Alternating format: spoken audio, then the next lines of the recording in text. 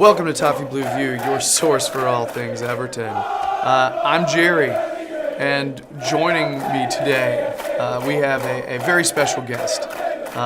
We are joined by Jimmy Keoghan, all right, who's written a book, Greatest Games Everton, the Toffees, 50 Finest Matches. All right. So Jimmy, thanks a lot for being here, man. That's okay.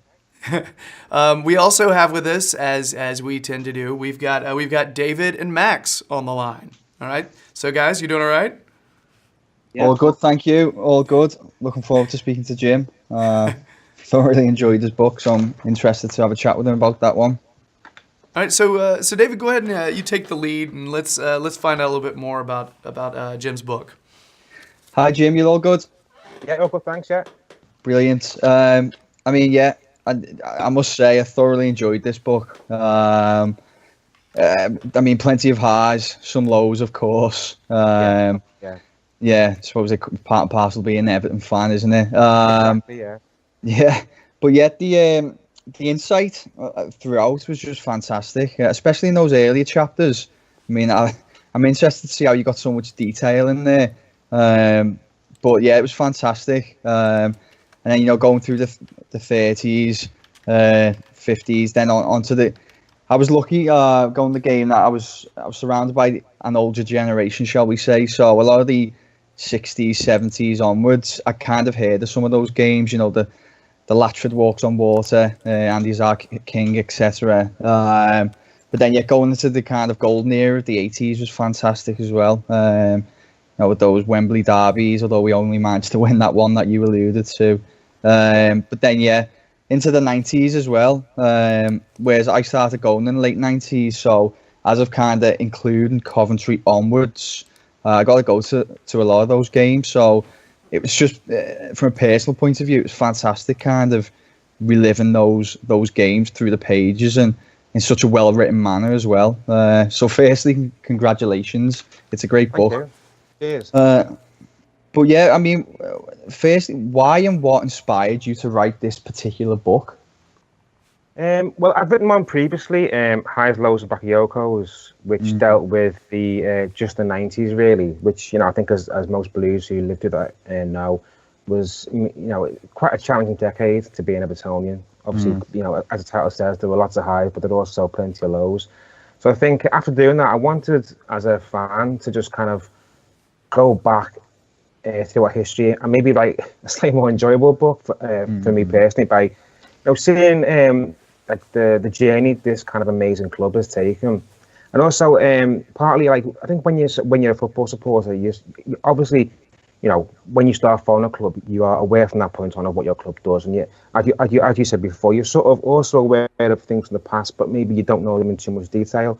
So I sort of came of age in the 80s and 90s, and so I knew stories from my mum and dad about the 70s and the 60s and stuff like that, but not in great detail. So I wanted to sort of go back and find out more, and I'll go even further back and go into kind of the world of like Tommy Lawton and Dave Hicks and Dixie Dean, and go right back to the start of how this football club, playing park football 1 minute, suddenly become a Football League founding member, which was an amazing journey. I wanted to kind of find out how that came about, how the split happened with Liverpool, all these things. So just personally, I wanted to kind of go on Everton's journey myself. Yeah.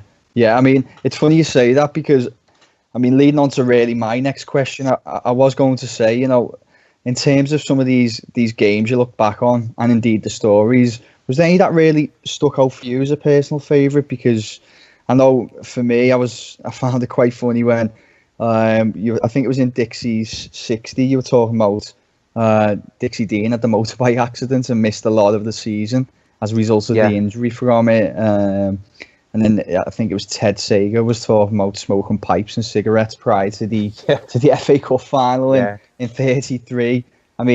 As you can imagine, compared to the players of today, you just couldn't comprehend that now. What was there any kind of, especially of those earlier chapters, stories that really stood out for you, personal favourites?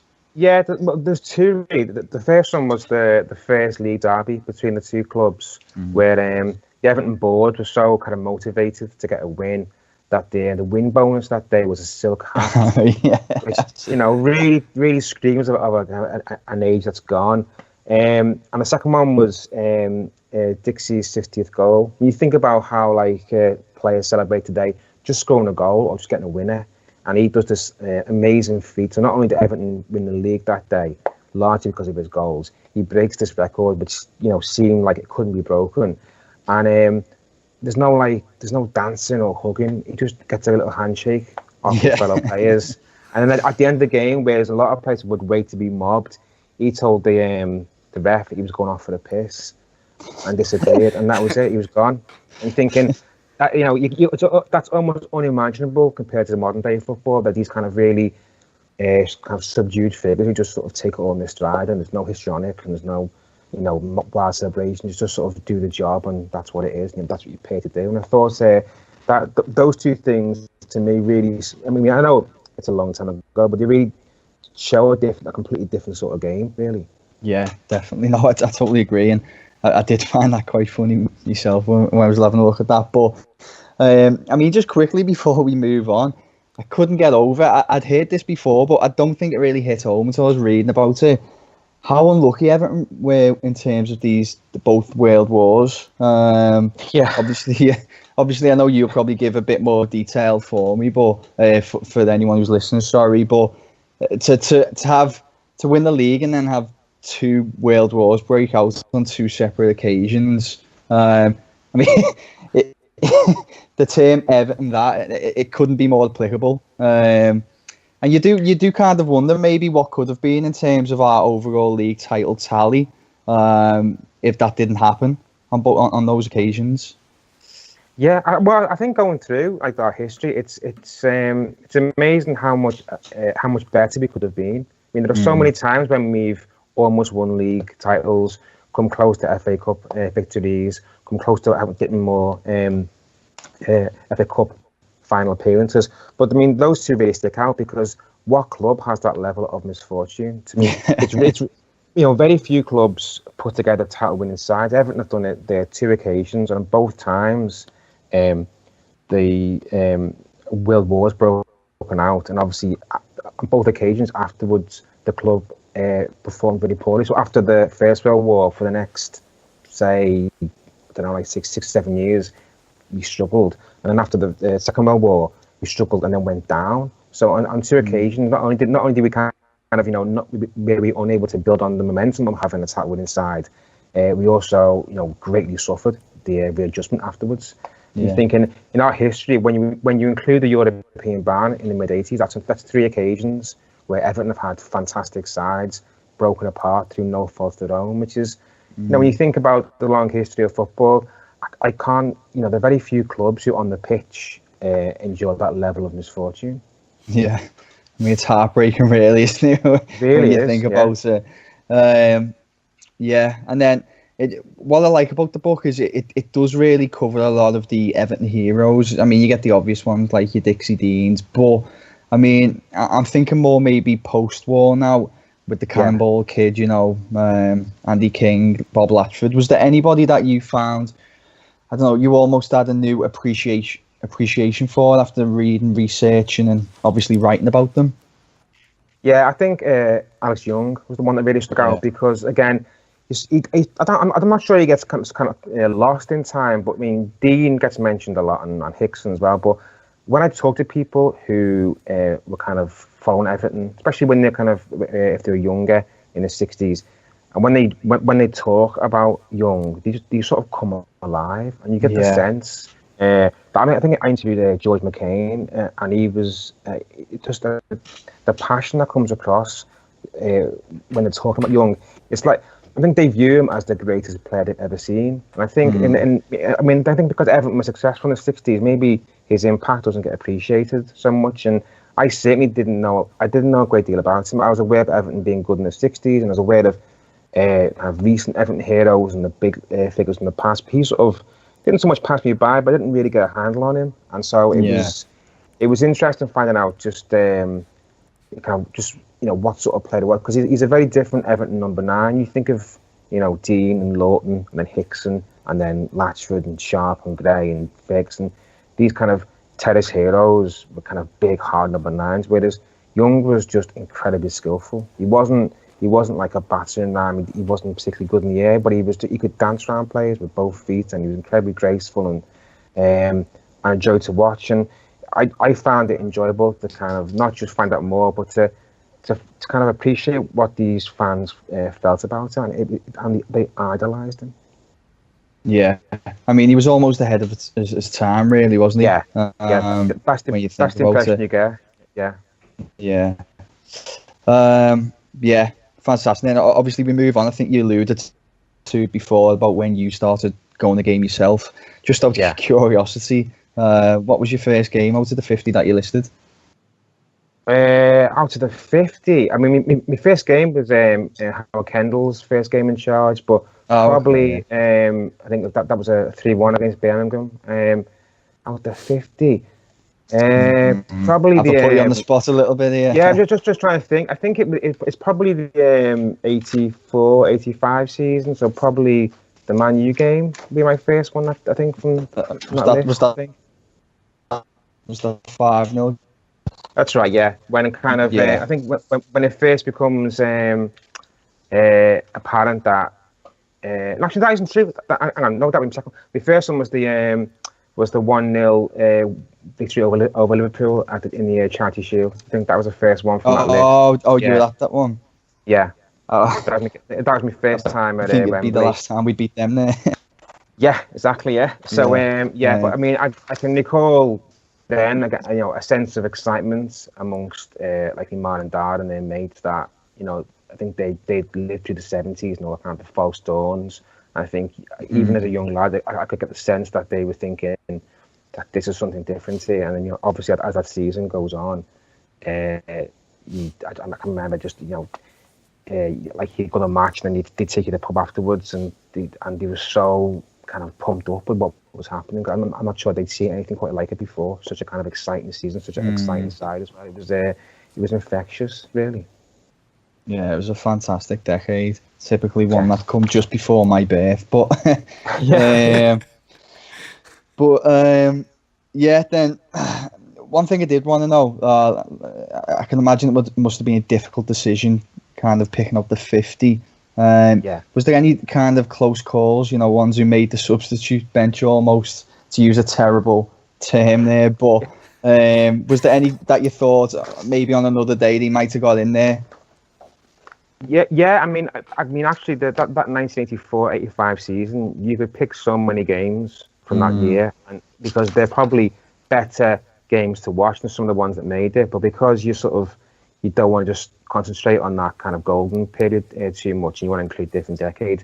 There's one game which I can recall going to when we beat Sunderland 4-1, and it was just like it just seemed to embody everything that was great about that Everton team in '85. But you can't have that in there and Rotterdam and Bayern and QPR and all the rest of them. So that didn't make it, and I really wanted to include one from recent seasons because I felt like I didn't just want to end it on the Oviedo game, because I thought, like, you want something that kind of, people can tap into from recent memory. And so I kind of thought about the 4-0 against City last season, but actually thinking about it, it didn't really kind of ignite anything. Whereas that Oviedo game sort of captured that season, the fearlessness of the Martinez's first season was kind of in that game. Whereas actually, whilst it was great to beat City 4-0, what did that season really amount to? Not a lot. And then when you think about what came afterwards, I'm really glad I didn't put it in, because actually it was, there was the kind of Koeman revolution amounted to nothing at all. So it would have, I think if I put it in there, it would have felt a bit wrong in the end compared to the rest of them. Yeah, well, funny enough, I was going to ask about that. I mean, I know you were reading the book, you were toying with maybe putting that game in. I mean, I agree with you not putting it in. I think it was a great game on its own merit, but in terms of maybe the season, yeah, I have to agree. I think it didn't end up really resulting in anything.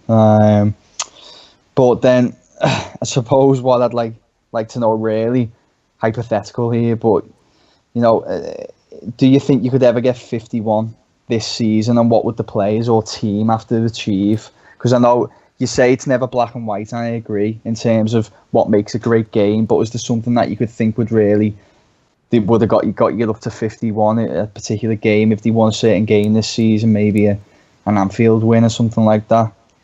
Yeah, well, there you go.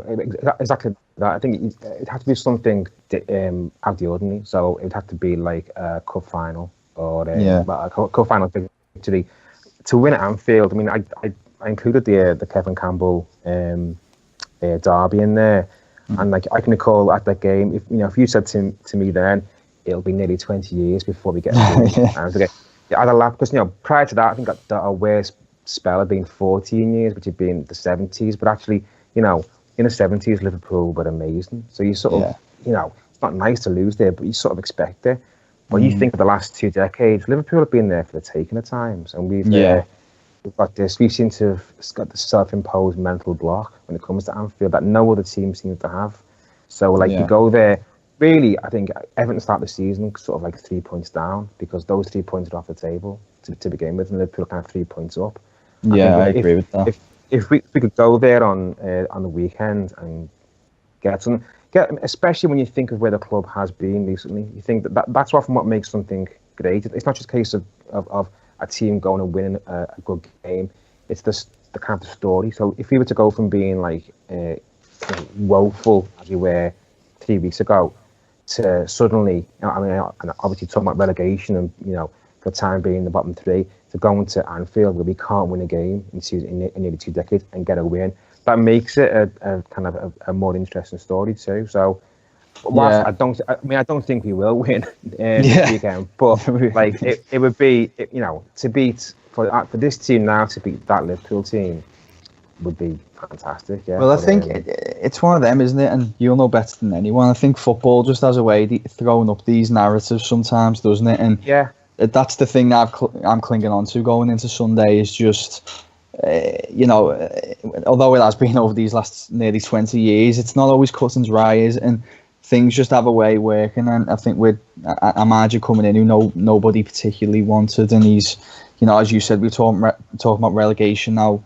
We look like we're turning around a little bit. I think it would be writing on the wall to go maybe nick a 1-0 win there, but I've been saying that for the last 10 years. Every time we go there, we get turned over. So, I'm not sure, but I agree. I think that would make a great chapter in the book if we could nick one there on Sunday. But I mean, I don't know if any of the other lads have got any questions that they want to fire at you, Jim. Max, you got anything? Yeah, I was just wondering. I mean, obviously, the Premier League's coming, and that obviously give other certain teams a lot of cash, and we was going into the Premier League. It seemed like off the back of the 80s, we did seem like we'd be a dominant force. So like I was just wondering, because obviously I've never experienced an 80s team or a successful team, to put it simply. What is the main difference between the team over the last 10 or so years and the team back in the 80s? What's the main difference between the kind of different sides? Yeah. Well, I think certainly in the mid 80s, I think that it was the first time, or the only time in kind of my life supporting Everton where there was a sense that it wasn't a question would we win. That was kind of a given. It was a question of how many we'd win by, and I think that sense that I think we all get on a Saturday or a Sunday, whatever the game takes place, where you're thinking, I really don't know what Everton can do here. For a very brief period in the mid 80s, you sort of knew. You'd obviously still lose games, but there was a sense of there was 2 periods: the kind of second half of the 84-85 season and the second half of the 86-87 season, where Everton were just invincible, and that was to experience that was incredible, because I think that very few Evertonians who experienced it before that. None of us have experienced it since.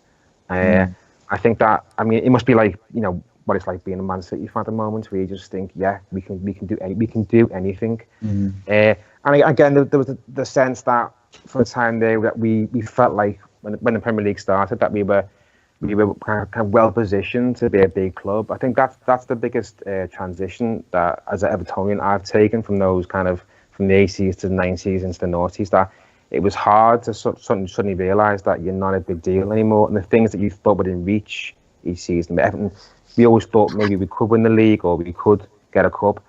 Those things have become kind of out of reach, and that's mentally that took a long time to accommodate, really, because not only have we gone from thinking we can do these things, but we have been doing these things recently. We had won league titles, we've done well in Europe, and then the kind of transition to the modern Evertonian, I think, took a long time. I think it took the 90s, it took the scares of the 90s to kind of almost go down to realise that actually things have really changed, and we're not what we once were. We're not part of this new elite, and you have to sort of adjust kind of what you think the club is capable of, which is actually, when you look at those later games I chose in the book, compared to the previous so many chapters, they're not like trophy wins anymore. They're not capturing titles. They're like beating Liverpool or beating United in the semi, getting to the last 16 of the UEFA Cup.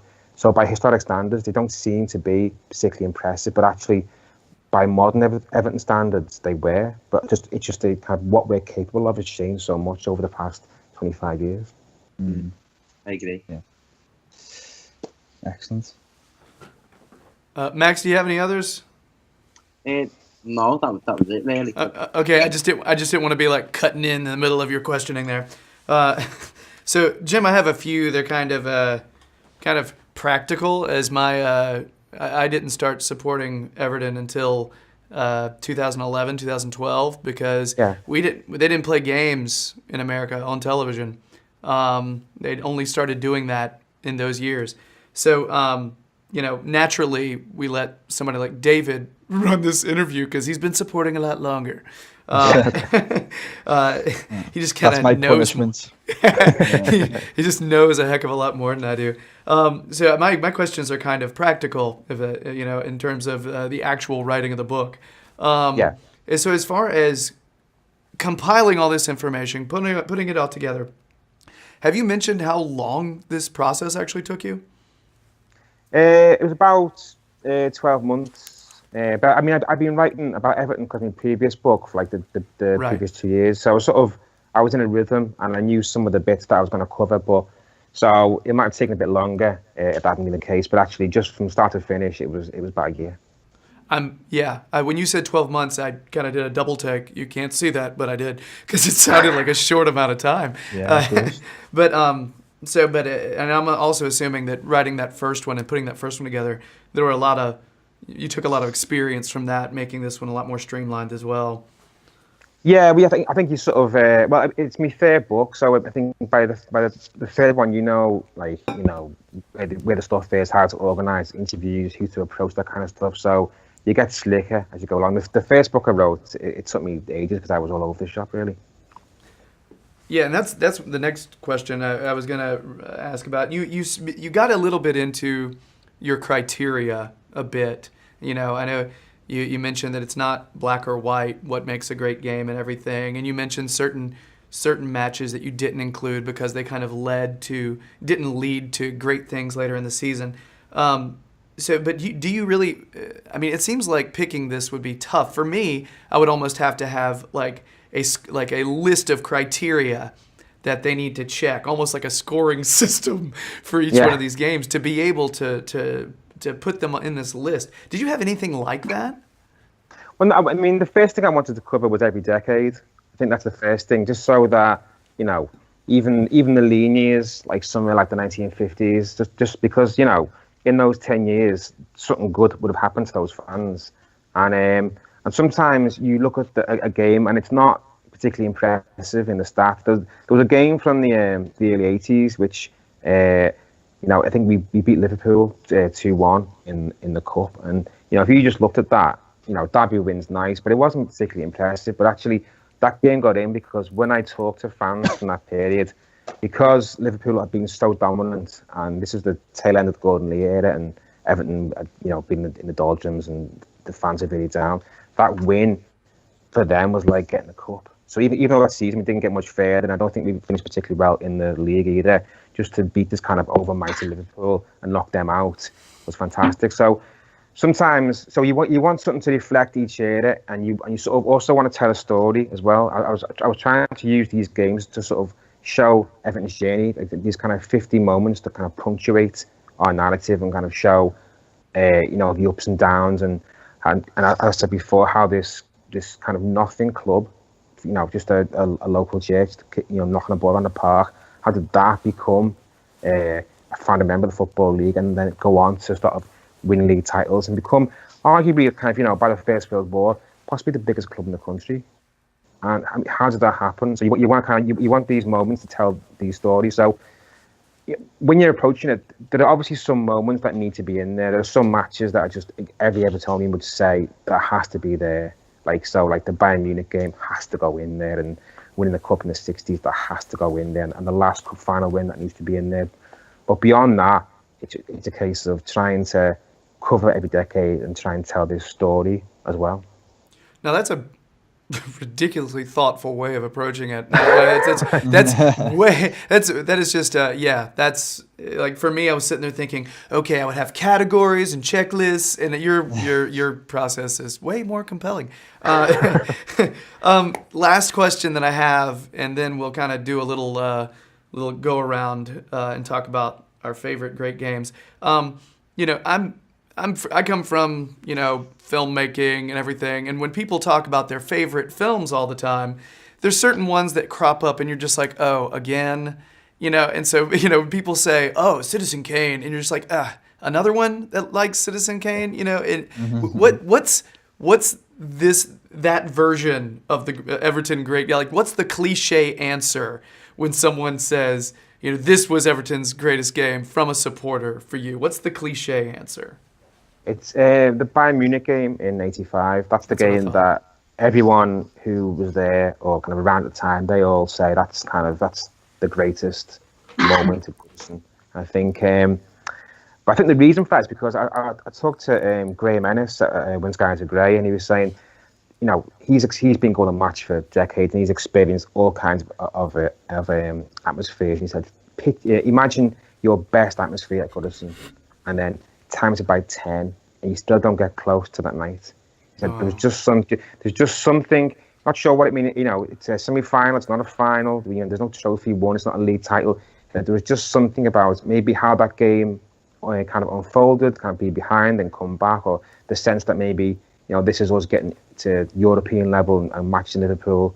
Just something about the night, maybe just because it was a night game, under the lights, difference of atmosphere, but he says there's just nothing, as in his experience, and he's far from alone, nothing comes close. So it's the one that always gets kind of, trotted out, but actually I think it was genuinely Everton's greatest moment, or certainly the greatest moment of Goodison. I guess that's an example of a cliche being a cliche for a reason. Yeah, exactly. So seems like a good time to go around and have everybody say their favorite matches, and have a brief commentary about that. Does anybody want to start with that?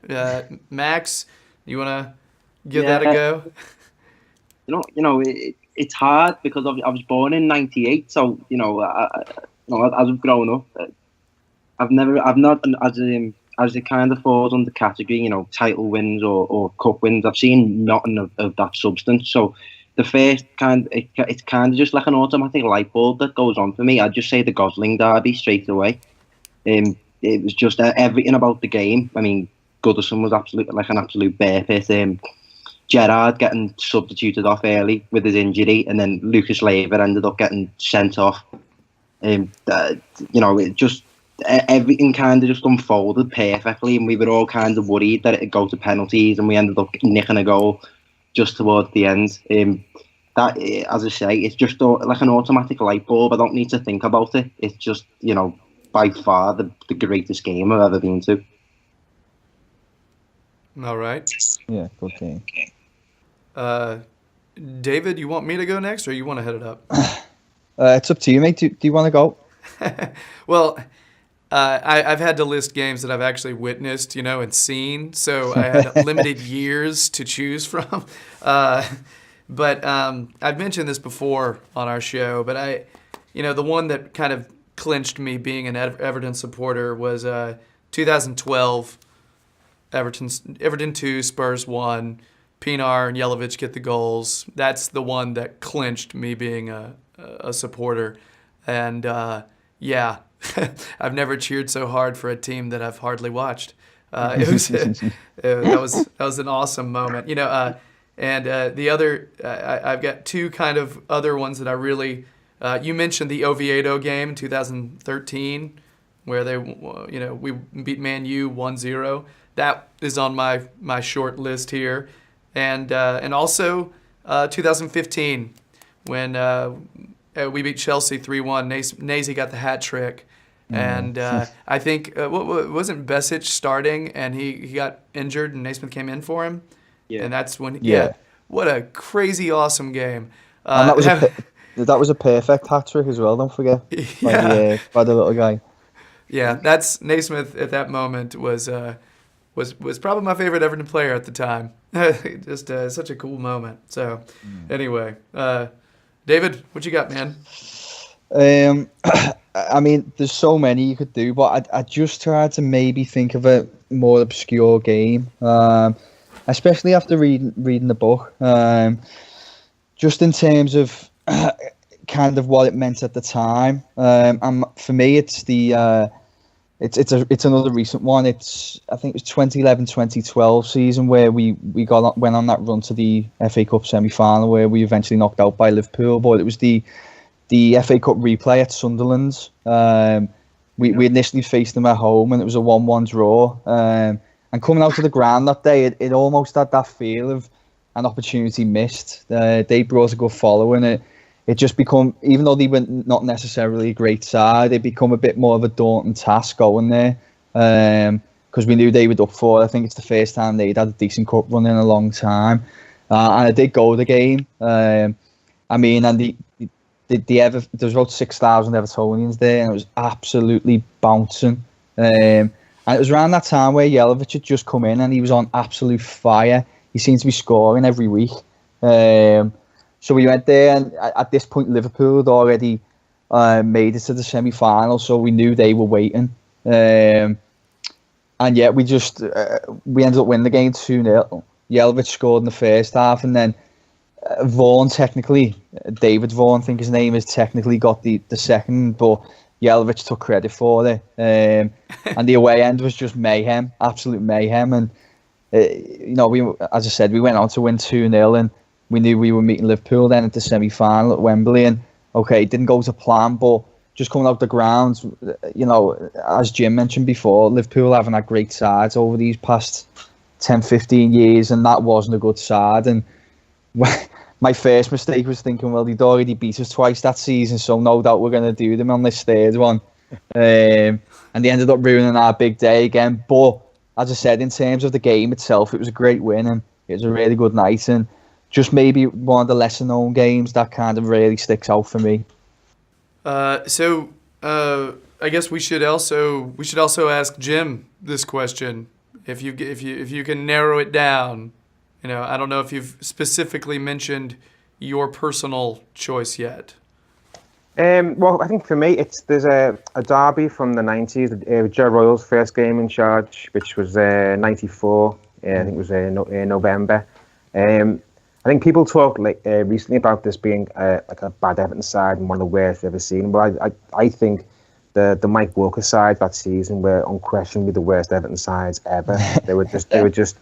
It's hard to put into words what you would watch each week. They were kind of mesmerisingly bad, and you would start each game. There was no question of losing. That was kind of a given before the ball had even being kicked. And so that season, we were bottom. I think we had just a handful of points, and then he got sacked, and Royal came in, and his first game at the derby in that season, Liverpool being flying in the league, I think they were third or something like that. And I think Robbie Fowler had scored more goals than Everton that season, so it gives you the measure of how shit we were. And I think I remember reading the Echo when we were totally written off. There was we were such a bad side, and they were so good, especially at attacking, that I think it was just expected that we get kind of blown off the park.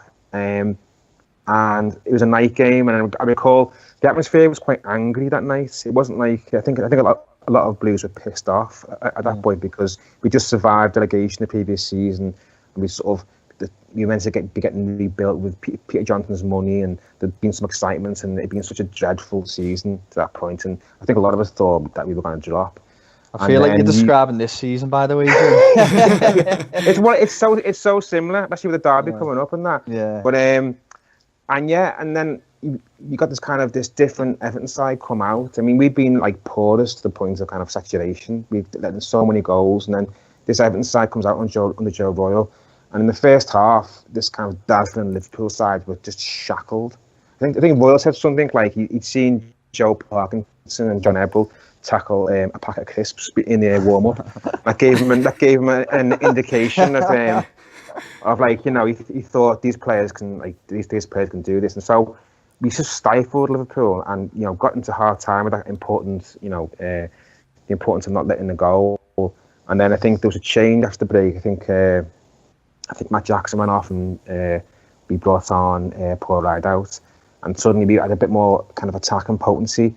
And then I can recall Andy Hinchcliffe putting a corner in. I think it was like 10 minutes in or something, and Ferguson put a header over the bar, like a warning shot to Liverpool, and they didn't heed it. And then like a minute later, same again, and Ferguson scored. I think there was a moment when the ball hit the back of the net, and it's just like silence, and then the whole ground just erupts, and it's just, you know, go off its head. And so it's one of those rare times that normally when you play Liverpool, if you go one ahead, you're sort of waiting for them to score again and probably beat us 2-1 or something like that. But after Ferguson scored, I had no sense that we'd lose, which is incredibly rare for a derby. I thought this is our game, and then showing off in the last 9 minutes, we get a bit of a crap goal, but you know, they all count, don't they? And so it's like 2-0, and I can recall leaving the ground that day, just feeling it's the first time in such a long time that I felt elated, and also the sense that here was an Everton side that could survive. I think that's the biggest thing. We've been so weak and so awful to watch, and then suddenly we had this spirit and this bite and this drive and this kind of desire to win and to kind of, you know, battle for everything. It was just, and it proved to be the case. I think we won our next 2 games. Then that season, under Royle, our form was like top 6, and we survived with 2 points and win a cup. And so that feeling proved accurate. I mean, you know, and again, that's rare for Everton. Normally, you're mistaken about our team. You think, oh, we're good, and we end up being a bit shit. But that season, it was spot on, and so it was like just a weirdly magical night, and just that sense that a corner was turned. Because I think if we hadn't won that game, I think that season we probably would have gone down. It was that important, and then who knows what would have happened. So it was just you know, it helped that it's Liverpool as well. It's always nice to beat them, but just a really magical night that really stuck in the memory. Jim, listen to you. I kind of feel like you could narrate a lot of this book without having to actually look at the text. Well, I've lived bits of it, so that always helps. Oh, no, it's amazing. I mean, you even retelling the story with your own words. I mean, I usually find that I'm better at writing and then rewriting, and then my sentence structure is so much better. But you're actually your actual verbal storytelling, you know, by mouth it's you're putting me there. It's amazing. Yeah. Well, that's a special game. I think that one and the Wimbledon game just sort of stuck with me forever. They really kind of had a marked impression, more than any of the others, to be honest. Well, guys, this has been awesome. Can David, Max, do you have anything else on this? Yeah, I mean, for anybody who's listening, I just couldn't recommend the book enough. I'm not just saying this, Jim's here. I was saying before we spoke to him, I've genuinely enjoyed reading it. It's been fantastic, and when he first sent the book over, we were pretty poor, so it was escapism at times, almost reading some of these great games, and just reminding us why we put ourselves through these bad patches that we've had over the last few weeks. But yeah, it's a fantastic read, and I'd recommend it to anybody. Go out and buy it. I think it's on Amazon, isn't that right, Jim? Or yeah, it's on Amazon. It's in Waterstones in Liverpool, and it's in it should be the Everton shop as well. Yeah, but yeah, fantastic read, and once again, congratulations. Thank you. The book, all right, Greatest Games, Everton, the Toffees, 50 Finest Matches by Jimmy Keoghan. All right, thanks so much, Jim, for being here. This has been educational, to say the least, just to even have the conversation. So can't wait to check out the book. Thanks, Tim. All right. So if you're digging the videos, please subscribe. All right. Like, comment. you know the drill. Go out and buy this book. It's apparently it's required reading as an Evertonian. So now that I know that, I'm on it. All right. Everybody, have a nice night or day, and take care. We need to make more videos now. All right. Thanks a lot, Jim. Thanks, Dan. Okay. All right. Cheers. Bye bye.